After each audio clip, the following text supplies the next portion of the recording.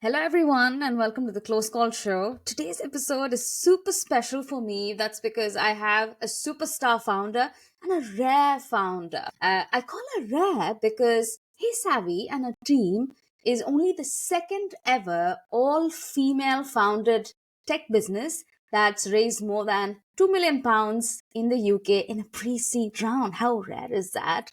So, super excited, and let's kick this off, Sarah. So, welcome to the show. I'd love to hear a bit about your journey, yourself. Thank you. Well, what a pleasure to be here. How exciting. This is my first HeySAVI podcast. So I was just saying to Joe before we started, getting me now before I get really famous is a really good shout. So, no, it's an absolute pleasure to be here. I am Sarah Daniel, co-founder and co-CEO of HeySAVI, as Jay said, and we are on a super exciting startup adventure. So I'm really excited to dig into this and share anything that I can about our journey along the way. Super. So, what is Hey Savi? Oh, that's a great question. We are a search and recommendation platform for fashion. So we're brand new. We are pre-seed at the moment. We've just raised 2.2 million at pre-seed, as you mentioned earlier. And the concept is whether you are scrolling through social media, you're walking down the street, or you're watching your favorite TV show and you think, oh, I love that item of clothing, whether it's a top, skirt, whatever it is. You take a picture and you send it to HeySAVI, and HeySAVI will find you the exact match. So it might be you're watching Emily in Paris and it's a £3,000 Gucci jacket. You think, okay, love the jacket. Thank you for finding it for me, HeySAVI, but a bit too rich for my blood. We will find you a comparable within your price bracket. So we'll be able to say to you, okay, here's the £3,000 Gucci one, but here's also a comparable for £200 at a brand that you typically shop at in your size. So it's hugely exciting product, and it's really going to change the way that we shop online forever. I can't wait. And I know how many times I've seen a series or a movie and I'm like, oh, I think that style's going to fit me, but I don't know how the hell to find it other than Google, do image search, but then none of that works out ever. So super excited for Hey Savi. Give us a shout out when things are out and released so we can start using. The first question that I have for you, Sarah, is you have three female co-founders. Three of you have come together really well. I mean, I know your backgrounds. I think finding the right co-founding team is half the challenge or more than half the challenge. So tell us about how did you meet your co-founders? How does one go about finding co-founders? Yeah, I mean, it's tough. And I think being women is even harder. And we made a decision to be a fully founded female team as well, which, just to make it a little bit harder. When I first had this idea, I was at my previous company where I was a global CEO. And as an avid consumer of online shopping, I could very clearly see that there's a problem in the market that needed to be addressed. And I was thinking, I can do this myself. Honestly, the thought of co-founders hadn't even occurred to me. It was kind of, right, I'm going to go and set up this business and I'm going to go and do this thing. And it was at the time, going back a little bit, when I first moved into the global CEO role, I had 5 board directors, 15 shareholders, and 100 CEOs, all men. So I was desperate to bring some female talent onto the board. And my coach at the time said to me, I know someone that I think would be amazing and I want to introduce you. So she introduced me to Vic, who's one of my co-founders now, back then. And I desperately tried to bring her onto the board. Failed miserably, but their laughs was our game. We stayed friends. So when I had this idea, it was really thinking, I need to speak to someone to just get some advice. I need some help on how to do this. So I had a lunch with Vic, who is an absolute badass. She just exited her company for a 33x return. And she was saying to me, I'm just doing a portfolio career now. I'm not doing another business. This is me. And I said to her, do you know what? I've had this idea and I'd really love to get some advice from you on how we could possibly do this. So I pitched the idea to her, got my iPad out, and I said, there's a real gap in the market. There's nothing filling this need. And I really think there's an opportunity. You see something, you take a photo of it, you buy it. We're missing this opportunity. She sat there and said, oh my God, Sarah, do you want a co-founder? We need to build this together.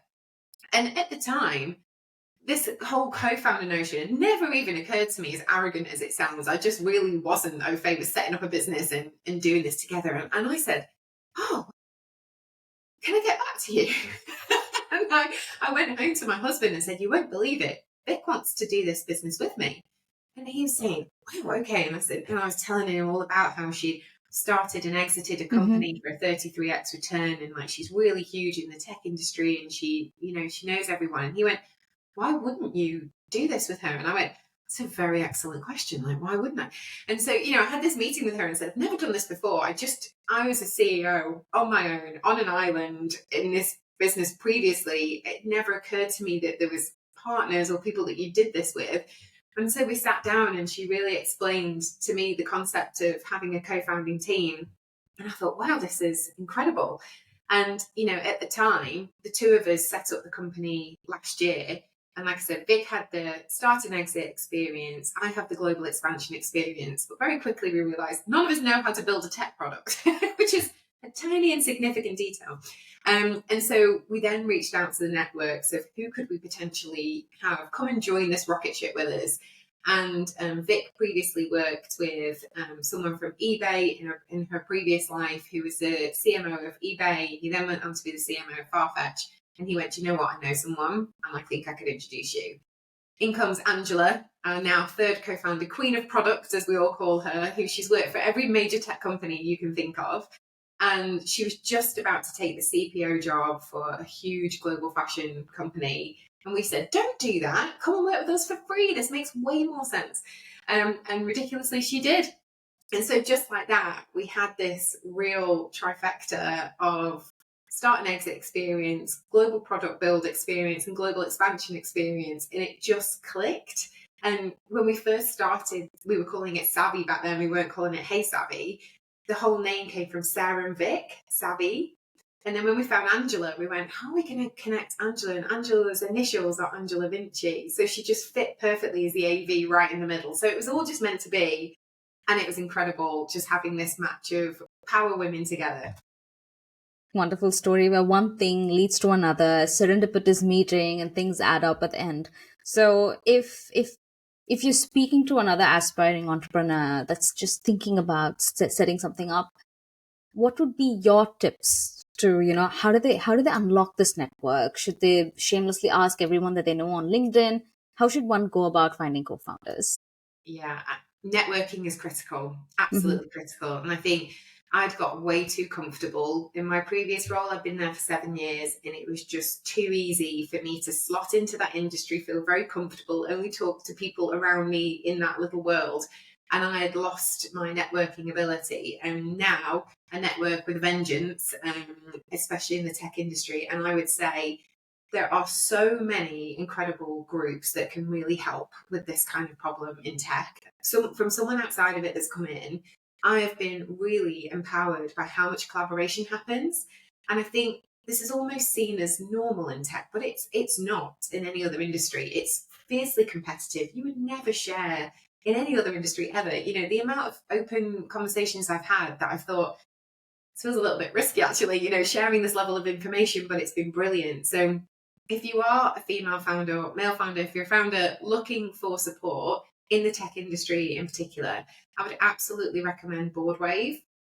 So Boardwave are trying to create the Silicon Valley of Europe and doing an incredible job doing it. If you're CEO, if you're a co-founder, go and join Boardwave. They know everyone, and everyone who is really leading in tech is in that room. And the collaboration that they bring is unbelievable. You will be able to go in that room and say, here are the problems that I'm having. Co-founders are unbelievable at connecting people. So I'd really recommend that.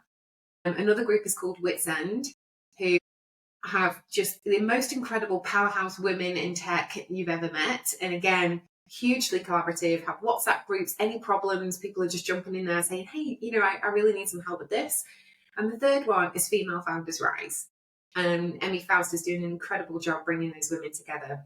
And I think there are so many opportunities, and there's so many different people in those groups, in the same groups, that you get to know the kind of same core few. But I would really recommend get out there, get networking, be transparent, be really clear about what it is that you need. And there's so many people out there that will be able to help you. So networking is critical. Wow. You didn't just give us tips, but you also pointed us towards the right resources, which is super valuable. Thank you so much, Sarah. I want to touch upon the next big item on the agenda, which is 2.2 million pounds for a pre-seed round. Oh my God, how did that happen, especially in this market? So the question is, do you think you did differently compared to so many other founders that are raising? So tell us, give us a sneak peek into how that happened. How did all of that come around?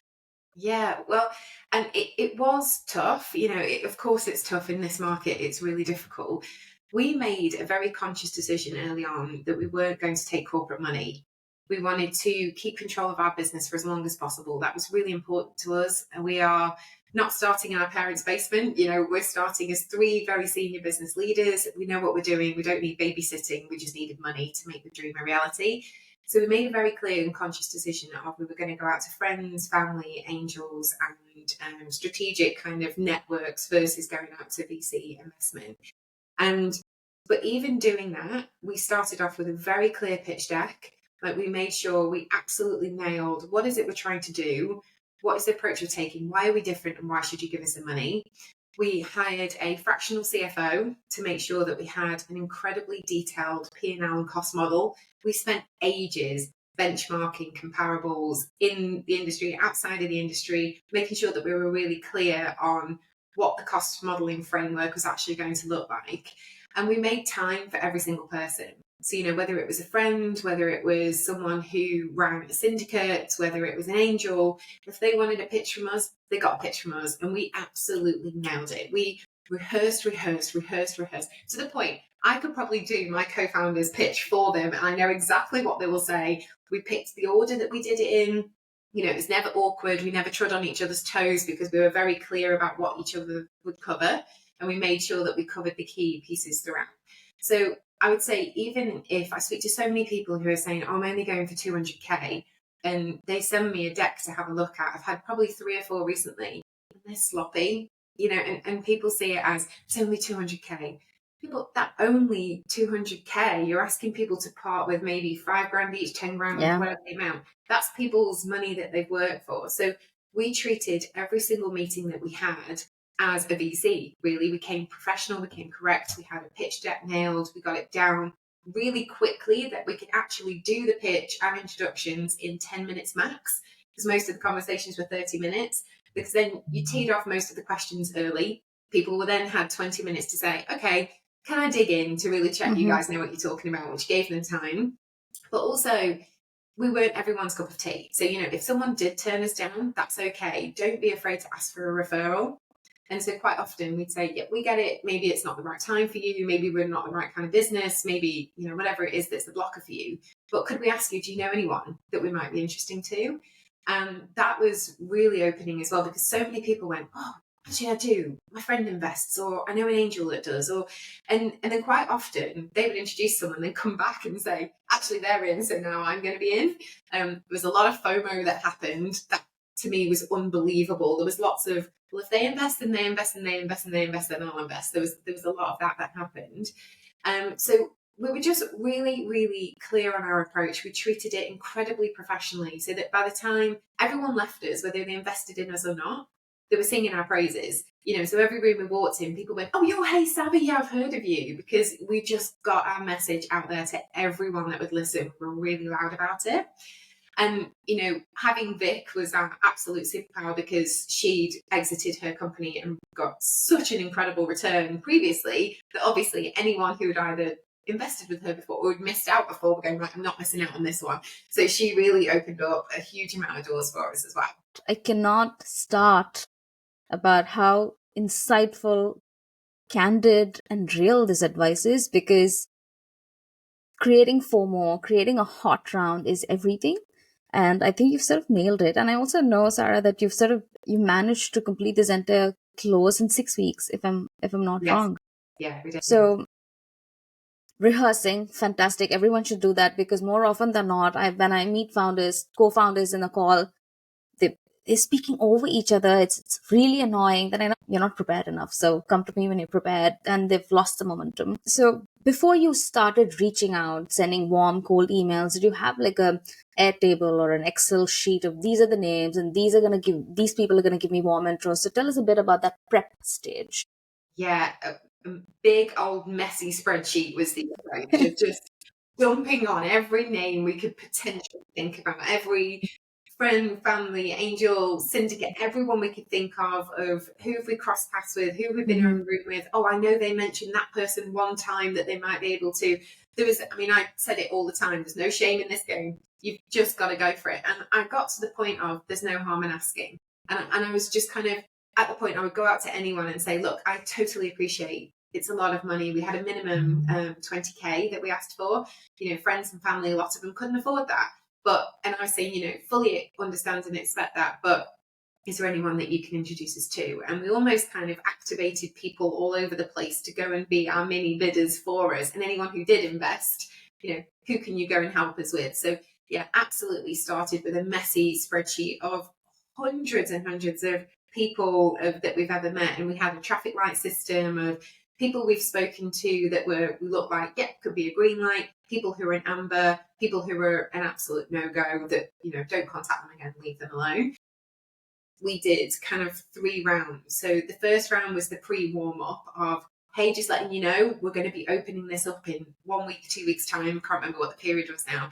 We're opening up soon. It's going to be open for a really short amount of time. Please make sure that you're in. This is the opportunity of a lifetime. Sell that dream, sell a really small period of time, sell the dream, create the urgency, create the opportunity that people are going, right, when do I need to put my money in? I want to make sure that I don't miss out on this. So it's like the pre-warm-up. And then it's the, right, it's coming, guys. We're opening the platform. Here's everything that you need to know. We did a cheat sheet. So we used a platform called Odin, which is a special purpose vehicle for anyone who hasn't used those before. Yeah. I just learned about this as well, which was incredibly helpful. So we had a series of investors. We had 60 plus investors in the end. And rather than having all of them individually putting money into our bank, messing up our cap table and just having a complete mess everywhere, we used Odin as a platform. So everything went into Odin, every single investment. They did all of the checks and balances for us to make sure that all the money came from sensible places and it was checks. So that was honestly one of the best tips that we did, because we managed everything through the platform. We did a crib sheet of exactly what to click, how to use it. Here's the things that's going to pop up. Because you won't believe the level of like very simple things that trip people up, because they're feeling nervous and anxious about giving their money, right? So we made sure that we were really clear about that. We were on speed dial for anyone who needed help. We really kept that urgency of, it's a short period of time, guys, get it in. And to make sure that everything was in one place, so that by the time we were done, our cap table is now super clean. We've got our 3 shareholders, we've got Odin and 1 other syndicate. That's it. So by the time that we speak to VCs, we've got all of this money in a really simple format that they understand and it's not messy. Wow, I think you did this. You did this right. Every single thing that you've done it right. This is perfect rule book 101, how to get the fundraising, fundraising round right. I think you've done that. I was thinking about, given that usually the biggest problem with when you're raising friends and family or angels is that the 20 people or 40 people sitting on a cap table and it looks really messy, especially if these are individual rows.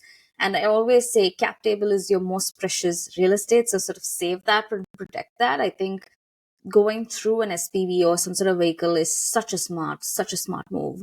Clever. All right. So shifting gears a bit, tell us a bit about challenges that you had to adjust to or shift to, because you've been a global CEO and now you're a startup entrepreneur. So how has that shift been, and what were your learnings, and how did you sort of navigate that? Tell us a bit about that. Oh my God, how long have we got? I think this is an hour. Has there been a shift? Yes, seismic shift. And it's unbelievable, the shift and change in approach, in thought process, everything that I honestly didn't really consider too thoroughly at that point. It was one of those things of, right, I'm doing this thing. Oh my God, I've quit my job. Oh my God, I'm raising money. Oh my God, we're doing this thing. And then all of a sudden you go from a very kind of strategic view of a business where I joined a fully functioning business, that was already global. My work was expanding it and changing any key strategic issues to make sure that the direction was clear. So you're almost just doing tweaks and checking in. You've got teams of people doing things around you. So all of a sudden, do the Sharpies work for the meeting that we've got next week? Did anyone pick up the Diet Cokes en route? It's, the very small things that comes down to. And it was a huge seismic shift, honestly. From when we first started, it was just Vic and I to begin with. And simple things like setting up a bank account or getting a lawyer or getting an accountant to work with us. We, at that point, were going, right, we're going to go and get millions. And I need a bank account to put my millions in, and then we're going to grow to a global business that's probably going to be 50 million plus, in a couple of years. And they go, a business plan, not yet. I'm working on it, and it's going to be great. And I'm telling you, and you go from being this big established business that you don't even think twice about approaching a law firm or an accountant or a bank or anyone, to all of a sudden going, so who are you again, and why are you asking me for these things? And it puts your ego in check, let me tell you, from being able to pick up the phone to almost a little bit of, do you know who I am, let's get this thing moving, to, you're now right at the bottom, begging, borrowing and stealing to help people get you set up from the ground. And it was being really difficult. One of the most impactful elements was hiring. That was the thing that I really felt the impact of when you're with an established business, people can Google you, they go onto Glassdoor, they go onto LinkedIn, they find out about the company, you can get an understanding of the culture. When you're brand new and there's nothing about you anywhere, we've done zero press at this point when we started hiring. People, we're asking them to leave these big, secure, safe jobs to take this leap with us into the abyss. And at first, I was a little bit offended as to why people weren't jumping with us. I was thinking, do they know what an incredible opportunity this is? Like, why are they turning us down? This is crazy. And, we really had to sit and adjust our strategy and go, okay, there's nothing about us anywhere. No one knows who we are. This little business that's in stealth mode that we're building. So we had to really change our strategy for approaching talent. And we almost kind of did it as a bit of a sales pitch, that we did the Meet the Founder session early, that the three of us pitched the business, pitched ourselves, sold the dream, to get people excited to go, okay, yeah, this is something that I'm interested in being in. Because we didn't start with junior people, we went with really senior strategic leaders. And that was a key principle for us, that we wanted people to come in, own a channel and run, which we've done that. We've got an incredible team, all female team for our leadership team, which is absolutely incredible. But just things like that you absolutely take for granted, where, hiring, you just put a job spec out previously and you get loads of applications and you pick the best and it's done. People manager, you have people to hire these things. All of a sudden, the three of us were spending all of our time pitching for talent to come in. That was really difficult. The kind of going from this big strategic overview to warts and all operational, looking left and right and go, that's it, to be brilliant, right? I've got to go do this. But it's honestly been one of the biggest privileges of my career to choose and handpick every single element from scratch. And all of us are perfectionists. We're all very senior people that are all incredible perfectionists, but you've also sometimes got to go, let's just start, even if it's not perfect. Let's just get going. So, it might not have been the right accountants to begin with, or it might not be the right bank account to begin with. And, all these little things that caused a lot of angst and a lot of stress at the beginning. I've had to change from going, well, this is the demand of expectation and perfection I expect working at this level, to we've just got to get going and we'll figure it out as we go. So there was a real mindset shift of, it can't be perfect, we just have to move. Yeah. Super interesting, Sarah. So how big is HeySAVI's team now? There's 8 of us. Wow, that's huge. It's huge. Oh, it feels little to us, but yeah, we're getting there. We've got an incredible team, and every single person that we've hired is just unreal. Like, if you met every single one of them separately in a room, you'd walk away going, wow, and it just so happens to be that they're female. And it was really important to us that we had women building product for women. And every single one of them is just incredible. And they've hit the ground running and they're absolutely smashing it. They're unbelievable. I'm really inspired hearing this, because one of the biggest problems that, for pre-seed founders, like you said, who have no press, who have no brand, recognized brand, who are new in the market, they struggle with this, getting good people on board. And the problem is, because yes, you have some, let's say you fundraise, there's some cash sitting in the bank, but that cash can't all be used to just pay for people. There's so many other things, so many other costs. So you need to be able to manage that. and you also want to have really exceptional talent working with you, building this great business. So it's such a chicken and egg thing. I mean, you need to pay the people, but you need great people to come in, and these people need to be able to hit the ground running because there's just no time to spare. And the only way one can get through this is having a vision that the founders believe in, and having a big vision that enamors anyone that you speak with about. So that is super, super nice that you guys have nailed it. And then even through all the ups and downs, you've sort of kept that, and you've put in that effort to make that sales pitch to convince people to bring them on board. It's super interesting. And for any founder that's listening to this, I think this is what they need to do. It's not about, oh, we don't have the money, but are you able to sell a big vision to them so No, that they're on board? hell yes, it's a hell no, which has been our rhetoric all the way through. And it has to be a hell yes. Well, we say a different word, but I'm saying hell for the podcast. And for every single three of us, and if one of us goes, Mm, like whatever that gut feeling is, no, it has to be wow. all in, all the time, all the way, and every single person. And touch wood, it's paid off so far. We've got more people will keep following that vision. Lovely, lovely. I think you've sort of really answered this question very well. So you spoke about the seismic shift, and you gave us two examples on what does it mean, what are the magnitudes that we're talking about. Really interesting. So have you ever felt like, I'm not cut out for this, what am I doing with my life, imposter syndrome? And if you have, what was your antidote to that? My God, I've had huge imposter syndrome, humongous. It's hit me like a ton of bricks. And I think that was the thing I was not expecting at all. It was, you have this vision in your mind of, I'm building my own business, I'm building it my way. I've been employed my whole career. This is my time to do it my way. And I have done it my way, but it's been our way. And there's a lot of collaboration that comes with that because there's three of us. I've gone from being on my own little island to making my own decisions and living and dying by my own decisions to now there's three of us making these decisions. And like I said, bringing this incredible team in, that was the goal, to bring this insight in.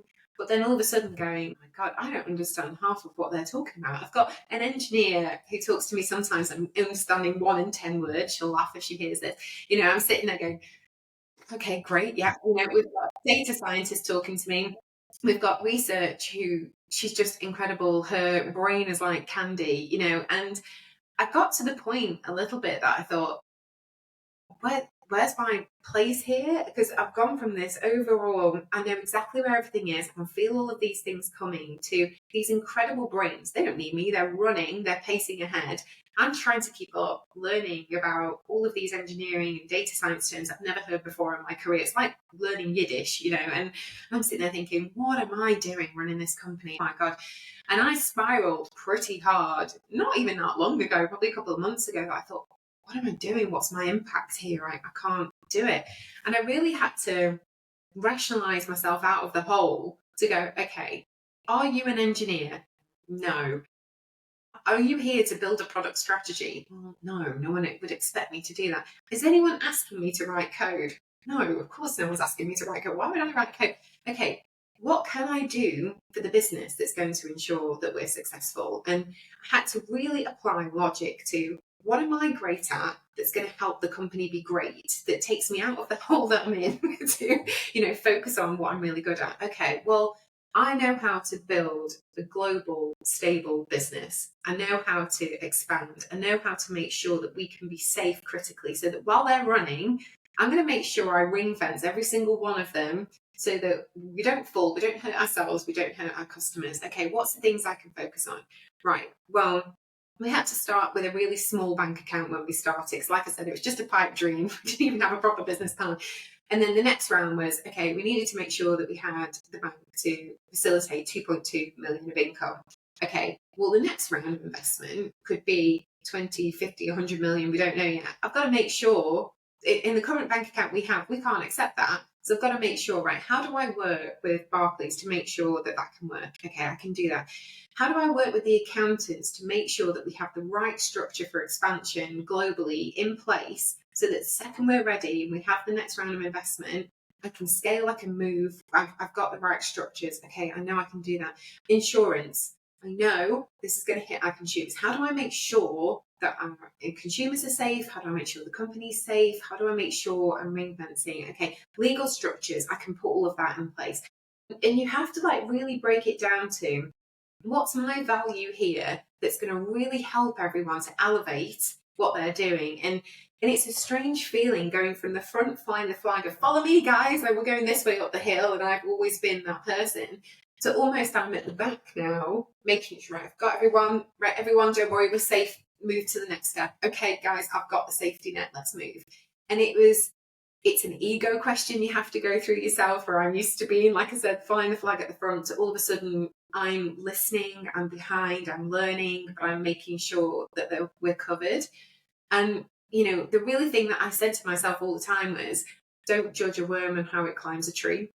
And that's what I was doing myself. I chucked myself into this tech environment. I was going to all of these events. I was turning up for all these talks, not understanding 80% of what's happening in the room, and just criticizing myself so heavily that I didn't understand it. And I thought, I don't need to be the person that does understand that. I very clearly understand and set the vision for the business. I need to be the one with the chin up across like the 5 years. How's that going to look for us? How are we going to grow? How are we going to scale? And ultimately, be kind to yourself, especially if you're moving into something new. No one is expecting all that expectation that you've put on yourself. No one is expecting of you. And the amount of times, I spoke to my co-founders going, oh God, I'm in a really big hole and I'm sorry that I'm not doing this and that. And they were saying, are you joking? What are you talking about? We need you over here focusing on this. You're the one that's keeping us safe in the structure in the business. Mm. So I'd really, if you're in a hole, whenever it happens, and look, I need to take my own advice here, is just take a minute to focus on what's the thing you're great at, what's the thing that you can bring that is going to make such a huge impact to everyone around you. Don't worry about the rest of the stuff that's happening. You just focus on you, focus on how you can make that change. And if everyone in the company is focusing on the impact they can make, you're going to fly. So just be kind to yourself. Mm-hmm. Wow, what a lovely, lovely advice. I can't agree enough with you. I think you need to know your strengths and then go back to your strengths and this is what I'm good at, and reassure yourself. So this is something that I do. So before I start a project or something, I always write down, why am I doing this? What's motivated me to pursue a certain project, pursue a certain job in the first place? And then tough times are coming. And not all days a good day. So I go back to, why did you even get into this? So that sort of keeps me on track and levels me down. Super interesting, Sarah. So one last question is, you spoke about boards and shareholders. So you've been there, done that for a big business and now for a small business. I'm assuming, given that you're pre-seed, you don't have a board yet, but what's been some learnings on how to have effective board meetings, how to really run a board meeting properly, that everyone benefits from that? So it's not just a busy activity or a fancy activity where people are having sushi and going through some decks. Yeah.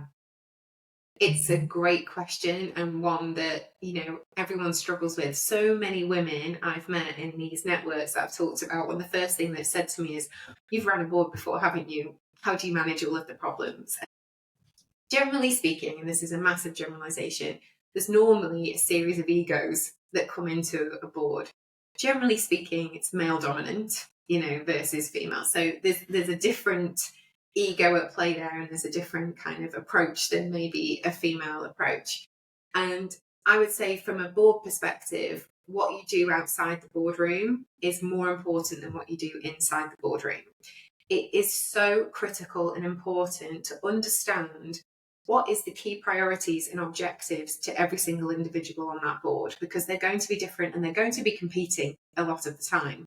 So, really make sure that you're spending the time to understand what is relevant to each of those people, so that when you're on the board call, you can be really clear with your directive to each of them. So on my last board, for example, I had someone who was hugely strategic. Everything was vision, mission focused. It was really forthright. I had someone else who was hugely operational, head down, detailed, structure, could not understand the vision of the business.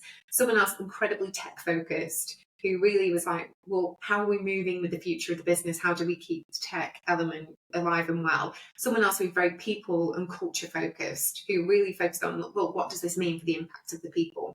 So every single board report that I did, every single board meeting, structured it for each of them. So if there was a problem, if there was a celebration, if there was an update, it had 4 sections. Not that they ever noticed this, and they never said it out loud to any of them, but I really made sure that once I'd done my deck, I'd go back and read it with each of my hats on as them.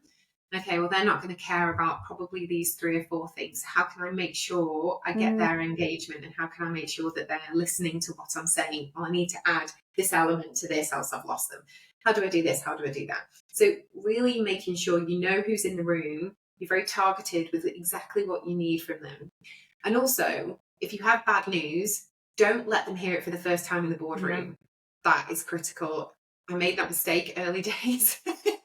Won't make that mistake again, of thinking, I'll just go and tell them all, they're my board, they're going to support me, this is a really good idea, I'm just going to share that I'm really worried and this big thing's gone wrong. Oh my God, crucified, not a good idea, not a good thing to do. If you've got something that's gone wrong, you need to lobby them individually ahead of the board meeting. You need to go and speak to them.